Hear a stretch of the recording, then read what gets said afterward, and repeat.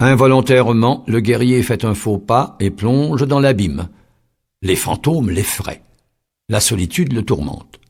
Lui qui a toujours cherché le bon combat, il n'imaginait pas que cela pourrait lui arriver.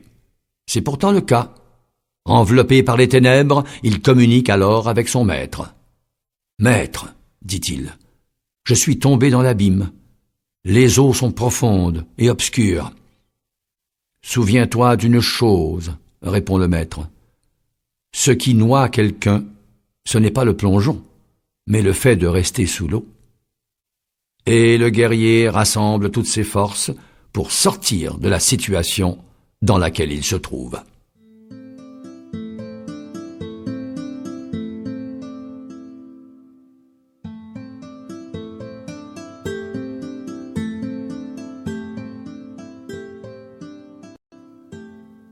Le guerrier de la lumière se comporte comme un enfant. Les gens sont choqués. Ils ont oublié qu'un enfant a besoin de jouer, d'être un peu irrévérencieux, de poser des questions inconvenantes et immatures, de dire des sottises auxquelles lui-même ne croit pas. Les gens demandent, horrifiés, « C'est ça le chemin spirituel? Cet homme n'a aucune maturité. » Le guerrier s'enorgueillit de ce commentaire, et il reste en contact avec Dieu, grâce à son innocence et sa joie. Mais jamais il ne perd de vue sa mission.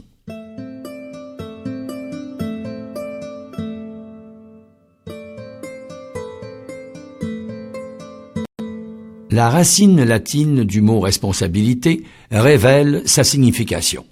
C'est la capacité à répondre, à réagir. Un guerrier responsable a été capable d'observer et de s'entraîner. Il a même pu être irresponsable lorsque parfois il s'est laissé surprendre par une situation et n'y a pas répondu ni réagi. Mais il a retenu la leçon.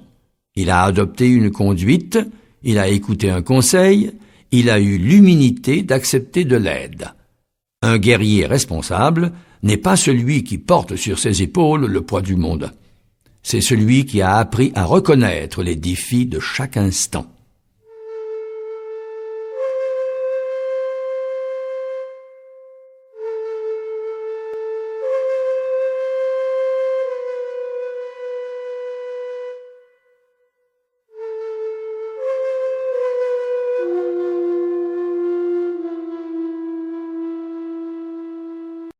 Un guerrier de la lumière ne peut pas toujours choisir son champ de bataille. Quelquefois, il est entraîné par surprise au milieu de combats qu'il ne désirait pas mener.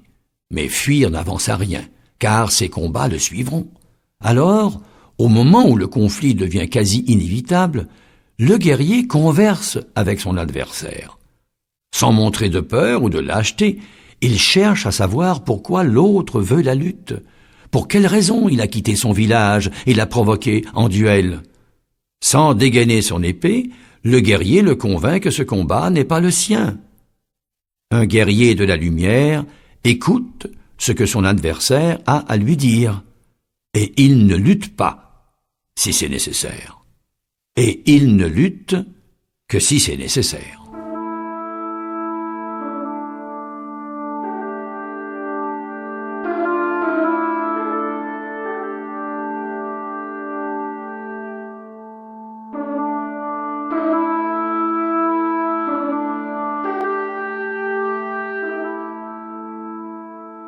Le guerrier de la lumière éprouve une sorte de terreur devant des décisions importantes. « Ceci est trop grand pour toi, » lui dit un ami. « Va de l'avant, sois courageux, » dit un autre.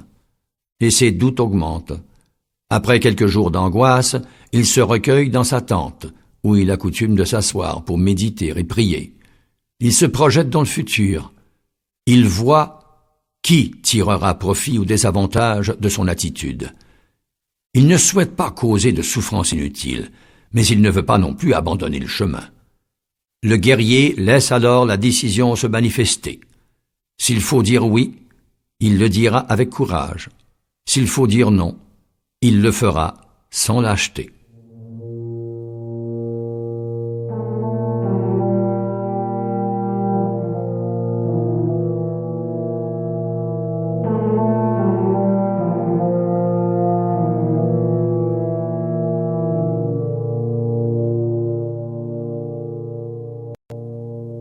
Un guerrier de la lumière est toujours vigilant. Il ne demande pas aux autres la permission de brandir son épée. Il ne perd pas non plus de temps à expliquer ses gestes. Fidèle aux décisions de Dieu, il répond de ce qu'il fait. Il regarde à ses côtés et reconnaît ses amis. Il regarde derrière lui et reconnaît ses adversaires. Il est implacable avec la trahison, mais ne se venge pas. Il se contente d'éloigner les ennemis de sa vie, sans lutter avec eux plus longtemps qu'il n'est nécessaire. Un guerrier ne tente pas de paraître, il est.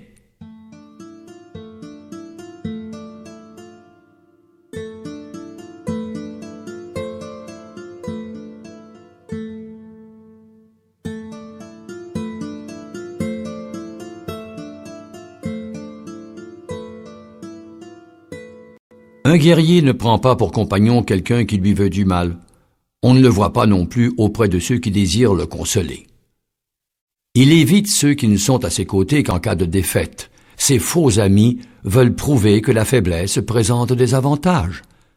Ils apportent toujours de mauvaises nouvelles et tentent de détruire la confiance en soi du guerrier sous le manteau de la solidarité. Quand ils le voient blessé, ils se répandent en larmes. Mais au fond de leur cœur, ils se réjouissent parce que le guerrier a perdu une bataille. Ils ne comprennent pas que cela aussi fait partie du combat. Les véritables compagnons d'un guerrier sont auprès de lui à tous les instants, aux heures difficiles comme aux moments heureux.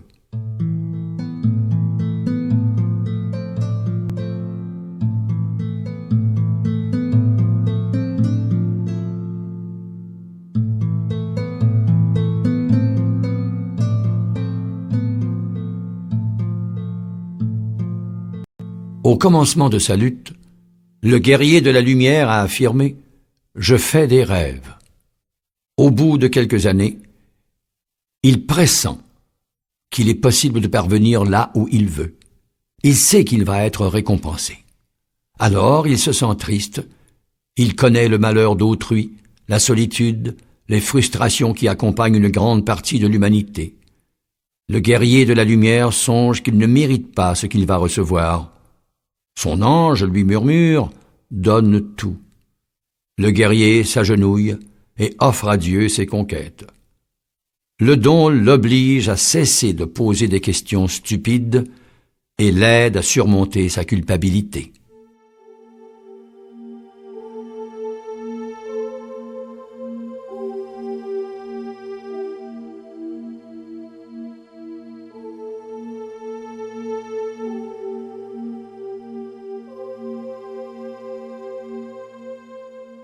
Un guerrier est pur comme la colombe et prudent comme le serpent.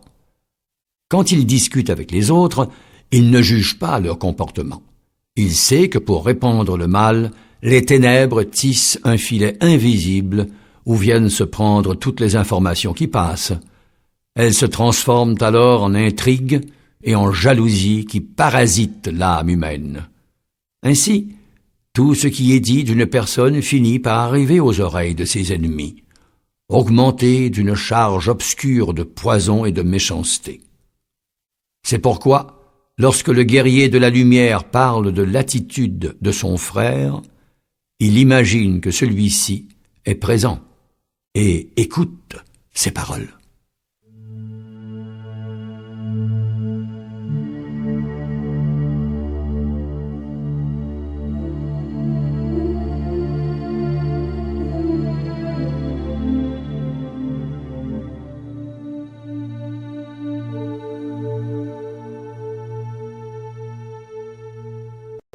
Alors, je répète, les guerriers de la lumière se reconnaissent au premier regard.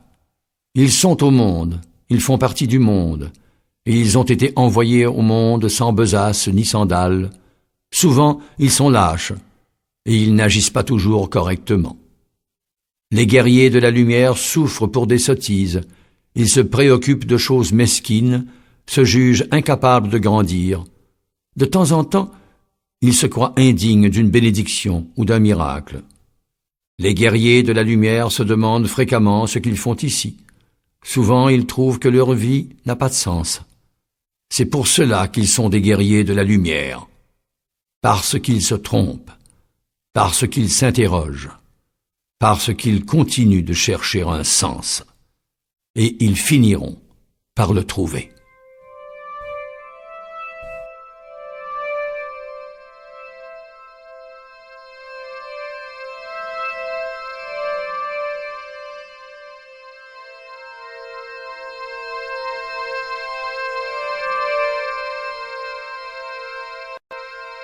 Le guerrier connaît rarement le résultat d'une bataille quand celle-ci se termine. Le mouvement de la lutte a engendré beaucoup d'énergie autour de lui, et il y a un moment où la victoire et la défaite sont également possibles. Le temps lui dira s'il a gagné ou perdu, mais il sait qu'à partir de ce moment, on ne peut plus rien faire. L'issue de cette bataille se trouve entre les mains de Dieu. Le guerrier de la lumière ne se préoccupe pas des résultats. Il examine son cœur et demande « Ai-je mené le bon combat ?» Si la réponse est positive, il se repose. Si la réponse est négative, il saisit son épée et reprend l'entraînement.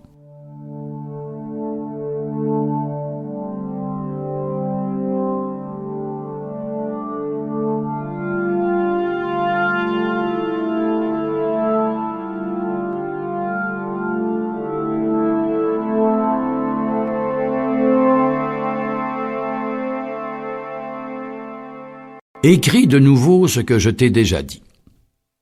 Le guerrier de la lumière a besoin de temps pour soi, et il consacre ce temps au repos, à la contemplation, au contact avec l'âme du monde. Même au beau milieu d'un combat, il parvient à méditer. En certaines occasions, le guerrier s'assoit, se détend et laisse advenir tout ce qui advient autour de lui. Il regarde le monde comme s'il était un spectateur. Il n'essaie pas d'être plus grand ou plus petit. Il ne fait que s'abandonner sans résistance au flux de la vie. Peu à peu, tout ce qui semblait compliqué devient simple, et le guerrier est heureux.